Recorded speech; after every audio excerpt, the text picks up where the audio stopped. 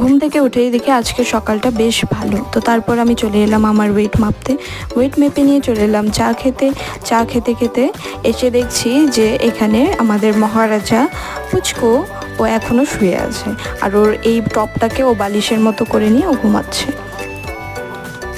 অনেক বিরক্ত করলাম ওকে অনেকক্ষণ ধরে। তো যাই হোক, ও মনে হচ্ছে না আজকে আর উঠবে। ওর যতক্ষণ না ঘুম কমপ্লিট হবে ও এভাবেই শুয়ে থাকবে। তো ও থাকুক ঘুমাতে, আর আমি চলে যাই আমার কাজে। তো আমি এখানে বসিয়ে দিয়েছি রান্না। এখানে মাছের জন্য মশলাটা কষিয়ে নিচ্ছি, আর সাইডে বসে দিয়েছিলাম শাক, কলমি শাক। তো রান্না মোটামুটি হচ্ছে। আর দেখতেই পাচ্ছ আজ প্রচণ্ড গরম পড়েছে রান্নাঘরে। রান্না করার সময় আরও বেশি গরম লাগে। তো যাই হোক, গরমের জন্য তো আর রান্না বন্ধ করা যাবে না। তো আমি আমার সব কাজ কমপ্লিট করে স্নান করে পুজো দিয়ে চলে এসেছি।